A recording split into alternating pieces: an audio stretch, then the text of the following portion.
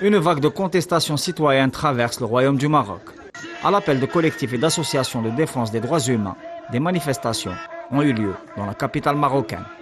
La revendication principale de ces rassemblements consiste en une critique de la corruption endémique et du pillage des deniers publics. À cette occasion, l'Association marocaine pour la protection de l'argent public a qualifié la situation relative au développement du fléau de la corruption, je cite, de dangereuse et menaçant la stabilité du pays, dans une conjoncture de crise économique et sociale aiguë et sur fond de paupérisation et d'appauvrissement sans précédent des classes laborieuses. D'autre part, l'organisation citoyenne a également appelé à sévir contre les responsables du pillage des deniers publics et les coupables de faits d'enrichissement frauduleux et illicite ou de trafic d'influence. Elle a également critiqué sévèrement le manque manifeste de volonté politique afin de lutter contre la corruption, ainsi que la carence manifeste de mécanismes permettant d'assainir la vie publique. Pour sa part, l'Association marocaine de défense des droits humains a organisé un rassemblement dénonçant la répression et les violations récurrentes des libertés fondamentales que vit le mouvement citoyen marocain.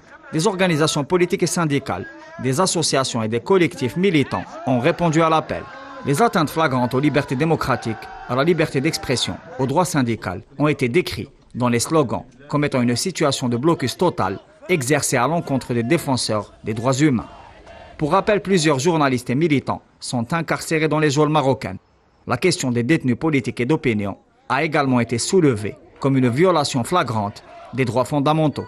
Les manifestants ont dénoncé à cette occasion la répression à laquelle ils font face, ainsi que le régime judiciaire arbitraire arboré par le Merzen.